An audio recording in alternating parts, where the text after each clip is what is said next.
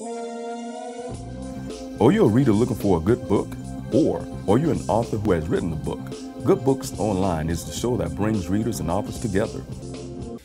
All right, I'm here today with author John Feldman, who's written a book called Bridgevine that's literally right out of the headlines. Why don't you give our viewers and listeners a little bit of the backstory of Bridgevine, John? The backstory was just kind of one day bored. I was actually spackling my sister's attic and just kind of came up with the idea because it was actually when that Colorado movie shooting happened. I don't know, for some reason it just irked me, and it was in the news nonstop, constantly happening. I just thought, what if you could go back in time? And my honest thought was just smack the crap out of this dude or anybody that does it. Honestly, I couldn't do it, so I figured why not write a book about it. A few years later, there it is. There you go. Yeah, but as you found out with the writing process, it wasn't quite as easy as you first thought, right? Or even the main character, right? Not even close. Not even close. I had so many drafts, so many different ideas.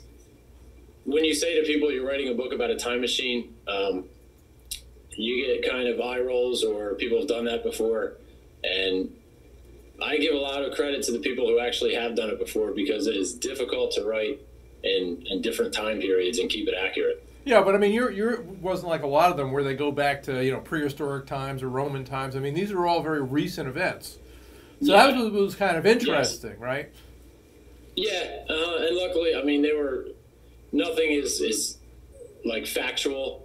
It's all made fictional, up, but based off of things that really did happen, which absolutely, unfortunately happened. But yeah, well, I mean, there isn't a day that goes by where you see so, and now it's not just the U.S., but you see school shootings. You see mass shootings. I mean, they're all over the place. It's outrageous. I mean, it's sad. And like I said, when I finally hit the point where I figured, it'd be nice if something had actually happened, because it's a shame for, the real life tragedies that happen. Like you said, they're still going on every day. Right. But luckily, everything that's in the book is fictional, but, based off of, like you said, things that still happen now, just in the U.S. and all over the world. Well, tell them a little bit about the opening chapter, because that's kind of what kind of brings you right into the middle of things. At that point, you don't even realize it's a time travel story. Yeah, so the opening chapter is really just, it's one of the main character, Mike Price. It's one of his travels. So what he does is he loses his sister in this massive school shooting when he's 14 years old. And what he does is he kind of devotes his life. He creates a time machine, and it takes him until he's 27 to actually perfect it. But he goes back and he runs trial missions, because he can only go back one time. So if he messes up, when he goes back to save his sister, there's no going back. So what he does is he runs trial and error runs. And the first one, you're brought right into the middle of it. And you don't really know what's going on yet.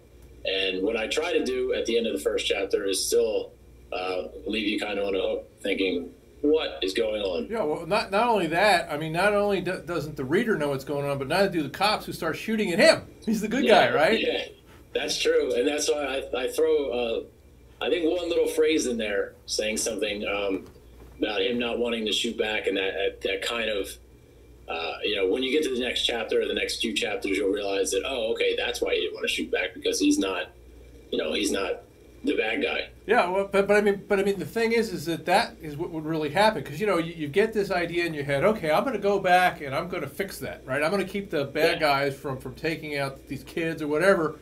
And then you go back, and all of a sudden, there's some things that you could never realize. The human factor starts stepping in. The cops are shooting you and chasing you. It's like, wait a minute, wrong guys. What are you going to do? No, don't look at me with the gun. Look at the other guys with the guns. Okay, you got the. Yeah, that's true. Hopefully you can kind of get that feeling also, where it's like, whoa, what, like you said, go back to thinking you're doing something great, and then, wow, my life's on the line now. Well, plus you can't factor in all the variables, because anytime you have something like that, a mass shooting, I mean, you've got people running around, you got cops running around. I mean, it's basically a choreographed riot. You know, and you walk into the middle of that, you don't, you know, even if you have somewhat of an idea as to what's going to happen when, things can change in a hurry, and not for the better. That's right. And like you said, you don't, especially when I started writing this, I didn't realize what kind of detail was in it until I actually started researching some of the real mass tragedies and seeing like other things that went into it, right? Went around with it. And like you said, it's unorganized chaos is what it is. Yeah. And what was even interesting too is the fact that the next chapter goes in where you're kind of in a business seminar and you're going, what the heck? Because guess what? Once you develop a time machine, what are you going to do with it ultimately? Right. You're going to try to sell it. Capitalize on it. When they read it, they're like, what? Where are you going with this with the first couple chapters? But then, you know, it all starts to click. All together, yeah. Hopefully it all starts to click. Well, but I mean, look at this. Like you said, the guy's taken years of his life to develop this, all right? And we won't even get into the backstory yet where, you know, the problems he's having with his fiancée. Because, you know, face it, once you start doing this, you're pretty much all in, right? So it's going to start affecting your home life, but when you finally develop it, what's the first thing you're going to do is you're going to say, well, you know, I've been living on, you know, crackers and peanut butter and ramen noodles for the last 8 years. I got to find a way to put some money in my pocket. Let me start talking to some investors. Yeah. I mean, we're not talking about Facebook here, you know. We're talking about, you know, push you back in time. And, of course, once you start talking to investors, it's not just the money, but what would they do with the machine, right? Because face it, if you're going to have somebody that's going to throw a bunch of money at you, they're going to want to make some money from this. Right. And the thing that he has that dilemma once he creates it is, oh my goodness, I could retire, I could be rich, filthy rich with this, but what are the investors going to do with it? When I initially created this, I wanted to go back and save my sister, and what if I sell this? I don't get the concept. I can't do what I plan to do, and there's that little dilemma in there. And then also, you know, he's having his relationship problems because Carl, like we know, wouldn't be a great novel without some romance. Absolutely. And also some complications, right? Because, I mean, that's the way romance works. It's a two-way street, right? But what's interesting, though, is that he decides not to sell the device. Yeah,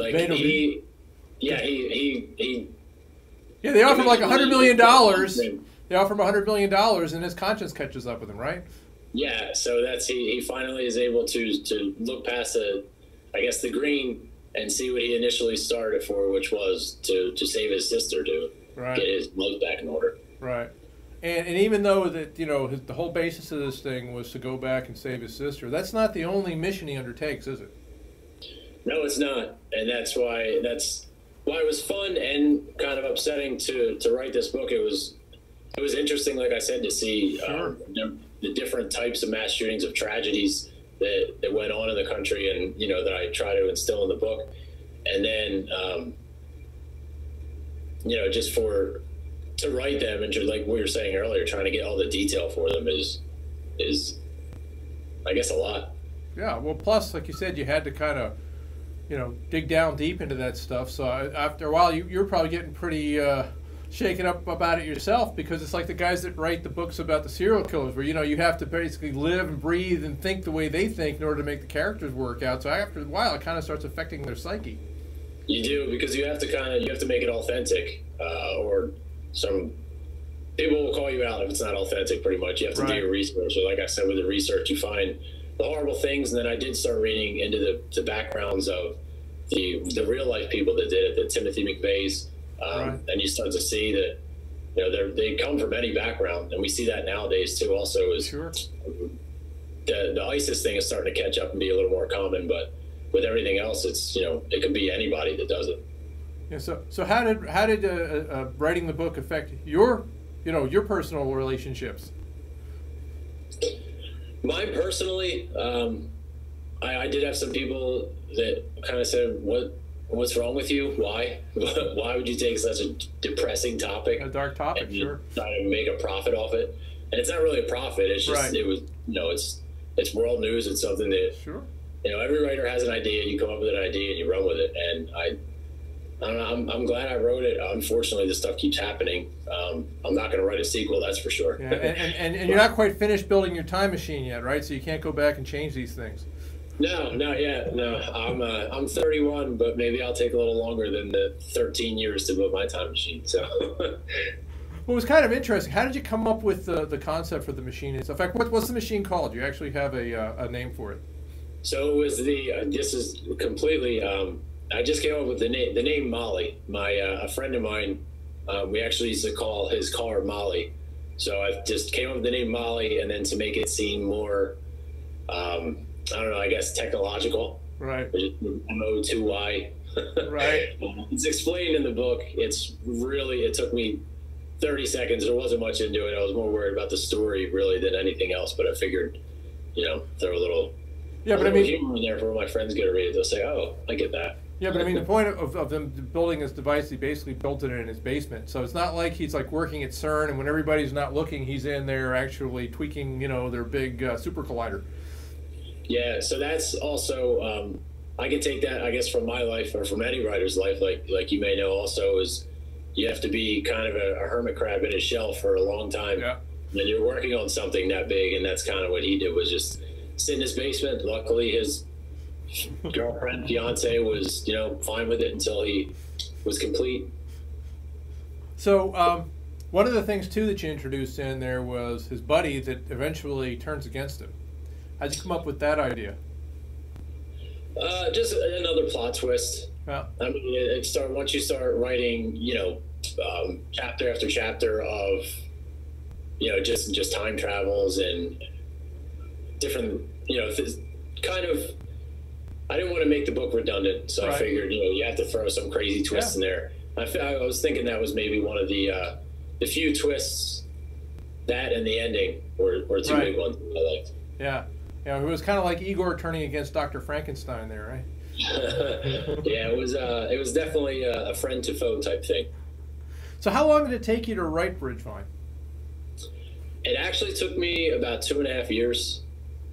So that was because, like I said, when I first wrote it after the first few drafts, I sent it out to a few of my friends to read, and it came back as just, it was kind of out of context. It was confusing, so I had to go back and make sure that everything kind of matched up. It was fun making all the edits, but it did take a while. Yeah, I'm sure it did. And I mean, this isn't your only foray into writing. I mean, you said that you've written screenplays and short stories, and it says then you moved on to novels. So do you have more than one novel available? Yeah, well, I'm going to New York next week for a pitch conference, which is trying to get an agent for this new book. All right. But there were some short stories and then screenplays, and I'm kind of,